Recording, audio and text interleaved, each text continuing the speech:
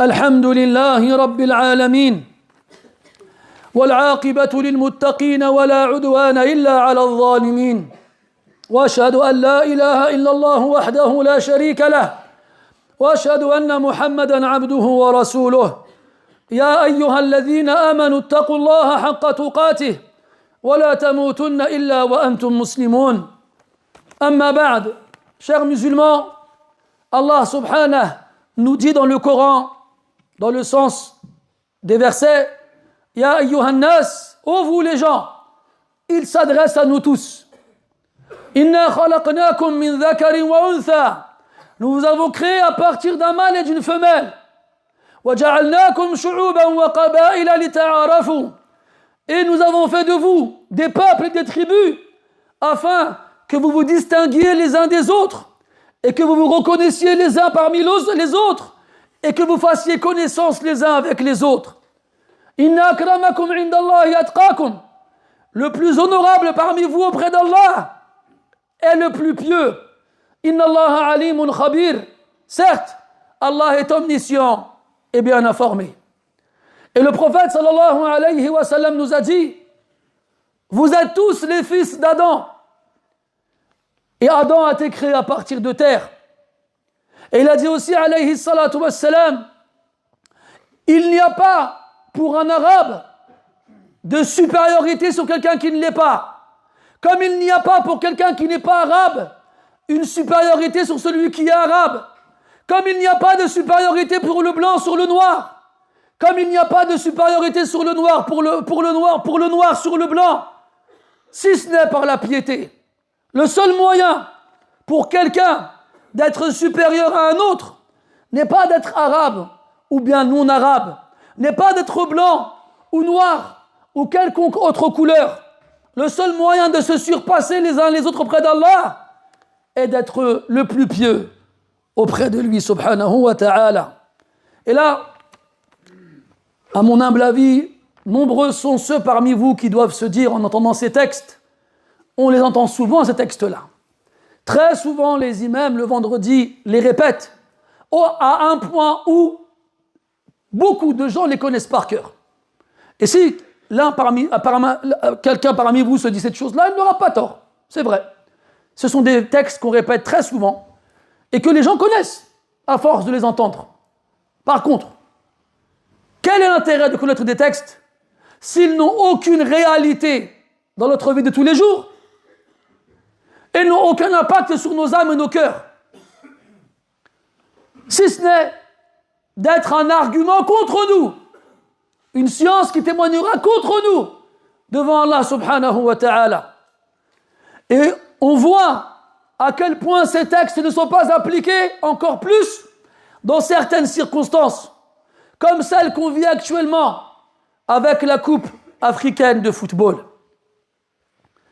On y voit de nombreux pays qui y participent, dont les ressortissants sont musulmans.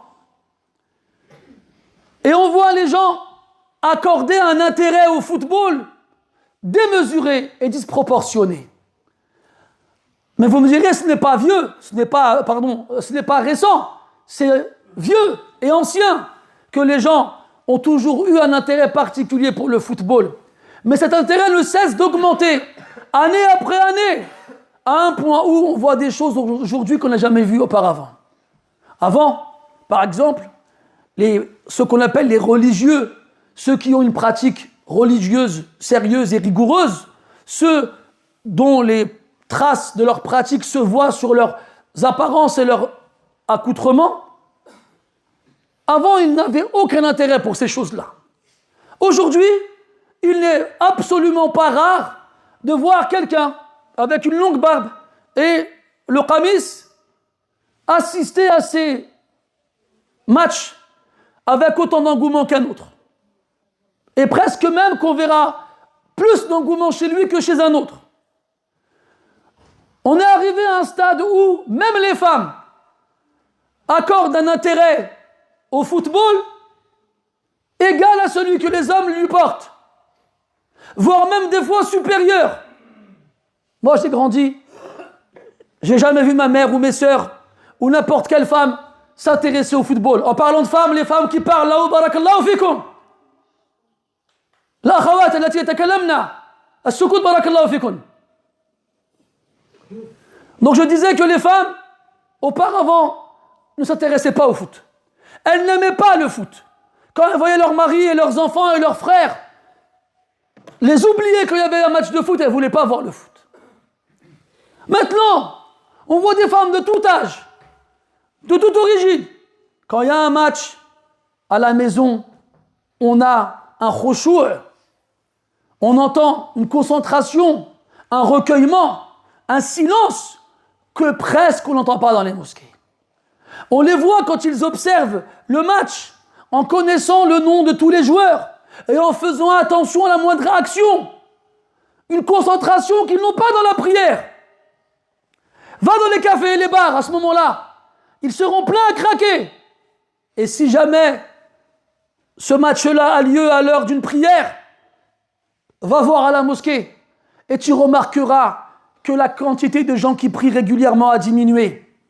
Ces derniers jours, je l'ai remarqué, à l'heure de l'Maghrib ou de l'Isha, que la mosquée était à moitié vide.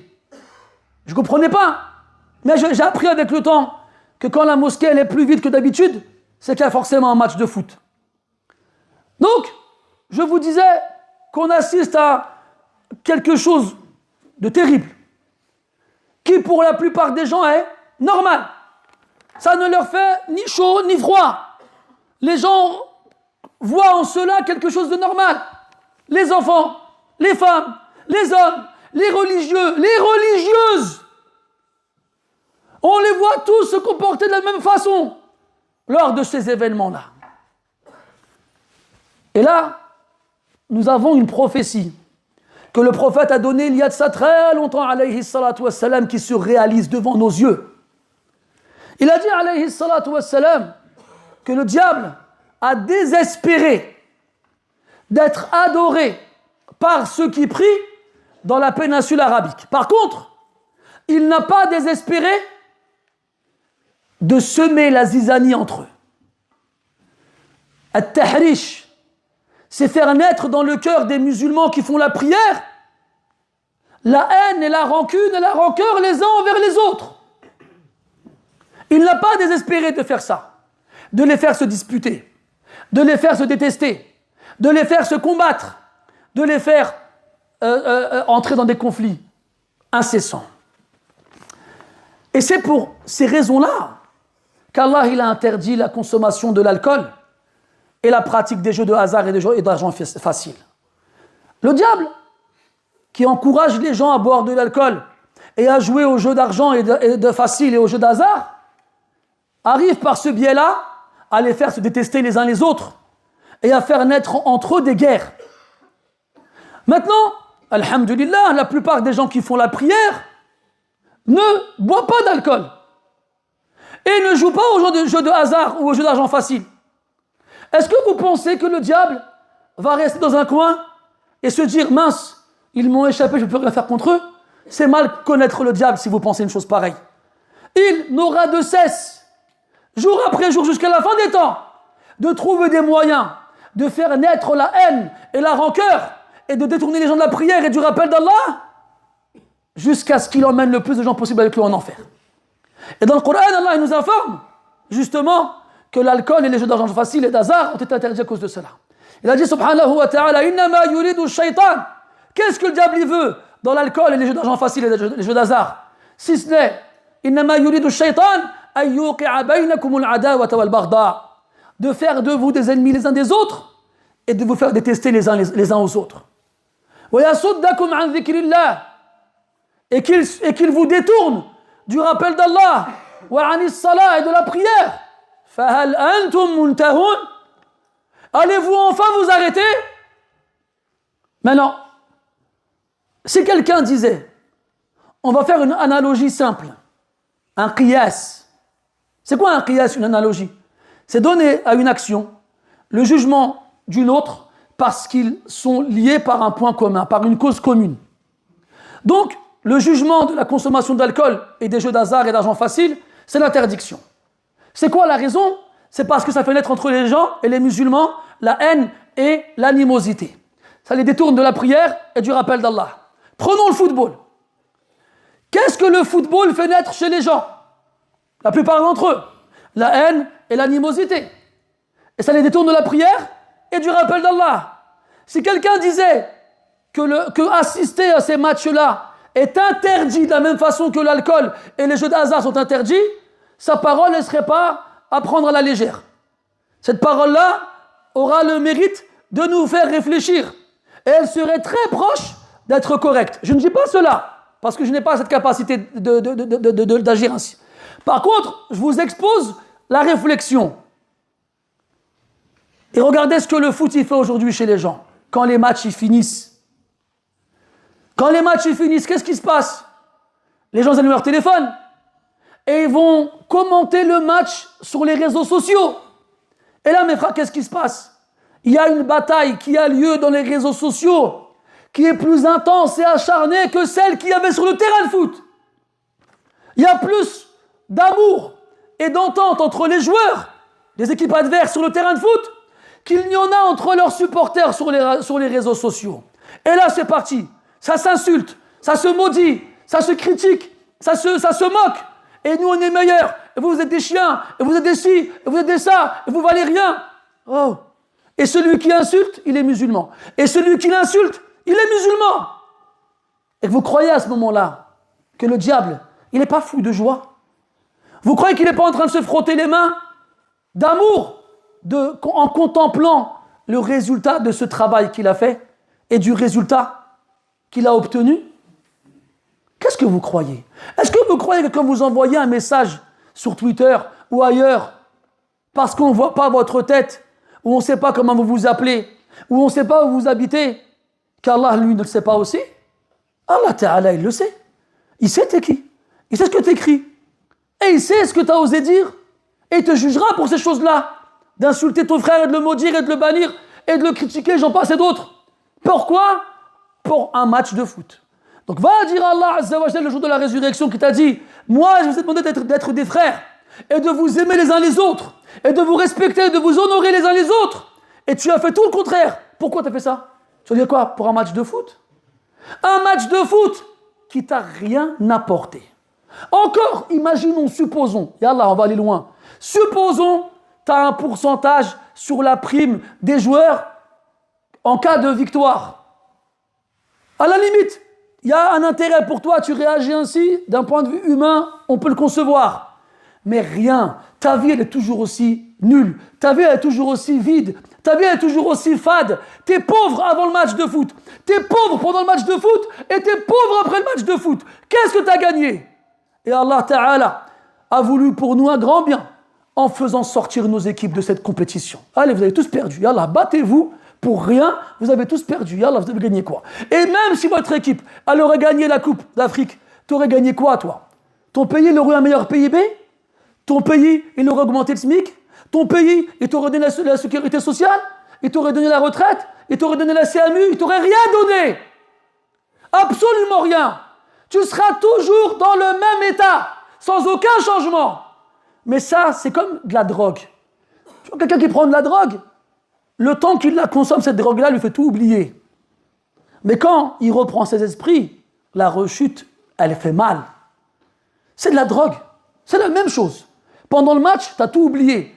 Tu ne travailles pas. Ta femme, elle est malade. Ton père est en train de mourir. Tes enfants, ils n'ont pas d'école. Tu n'arrives pas à trouver de l'argent, tu n'arrives pas à trouver du travail. C'est ça, t'es homo, mais t'es homo. Pendant le match, tout ça a disparu. Ça a disparu.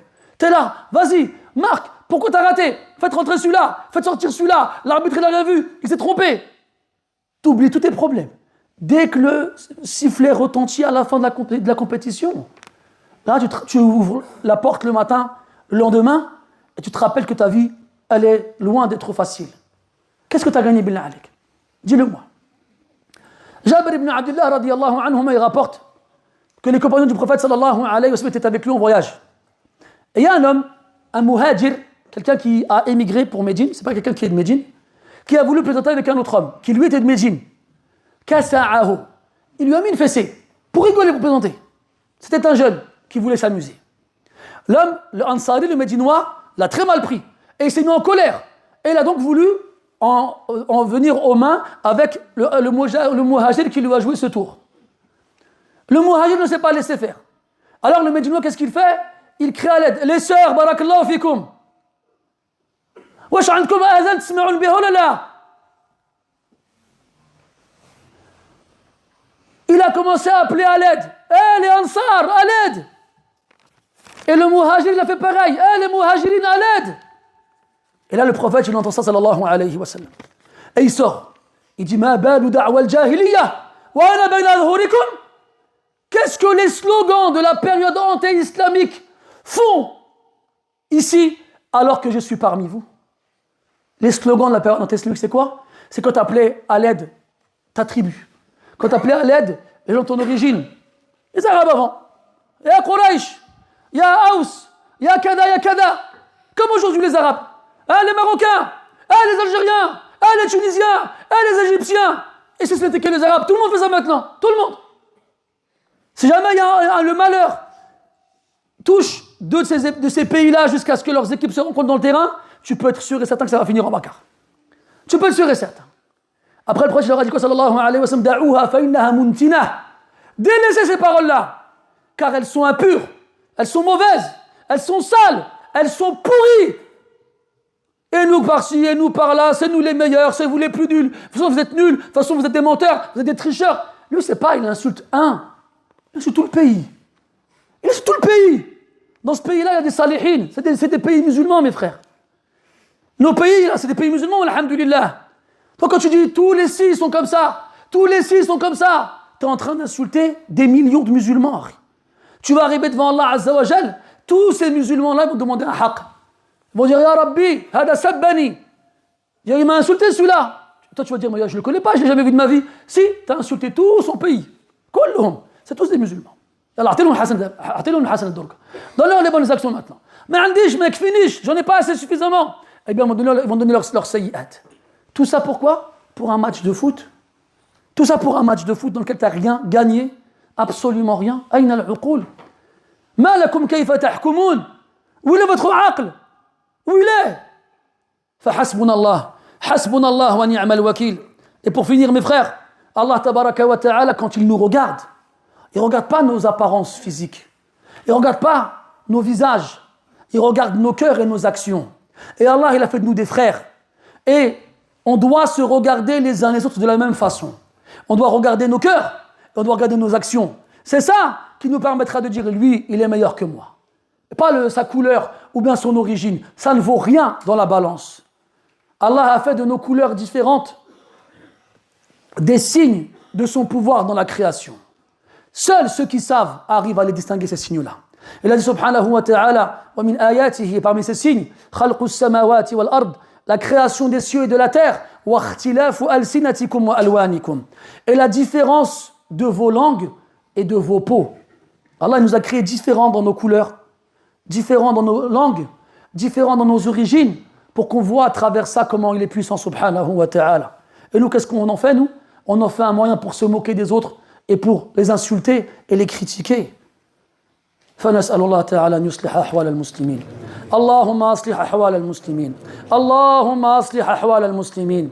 اللهم انزع من قلوبنا البغضاء والشحناء. اللهم اقذف فيها المحبة والألفة. اللهم اجعلنا إخوة متحابين فيك متآلفين فيك. اللهم ألف بين قلوبنا وأصلح ذات بيننا واهدنا سبل السلام وجنبنا الفواحش والفتن ما ظهر منها وما بطن واجعلنا شاكرين لنعمك مثنين بها عليك قابليها واتمها علينا برحمتك يا ارحم الراحمين. اللهم اغفر للمسلمين والمسلمات والمؤمنين والمؤمنات الاحياء منهم والاموات انك سميع قريب مجيب الدعوات. اللهم آتنا في الدنيا حسنة وفي الآخرة حسنة وقنا عذاب النار. اللهم يا ذا الملك والملكوت أنقذ المسلمين من كل جبار وطاغوت. اللهم باعد عنا كل طاغوت. اللهم باعد عنا طاغوت كرة القدم وباعد عنا جميع الطواغيت يا رب العالمين. اللهم اجعلنا ممن وحدك وعبدك وحمدك. اللهم لا تجعل للشيطان علينا يدا ولا سلطانا يا خير المسؤولين. اللهم كن لإخواننا المضطهدين في دينهم في كل مكان اللهم كن لإخواننا المظلومين في كل مكان، اللهم خص من بينهم إخواننا في فلسطين وفي السودان وفي اليمن وفي سوريا وفي غيرها من البقاع يا أرحم الراحمين. اللهم انصر من نصر الدين واخذل من خذل المسلمين. اللهم أعز الإسلام والمسلمين وأذل الشرك والمشركين على يا رب العالمين. سبحانك اللهم وبحمدك، أشهد أن لا إله إلا أنت، نستغفرك ونتوب إليك. وصل اللهم وسلم وبارك على عبدك ورسولك محمد وعلى آله وصحبه أجمعين، والحمد لله رب العالمين. وقوموا إلى صلاتكم يرحمكم الله.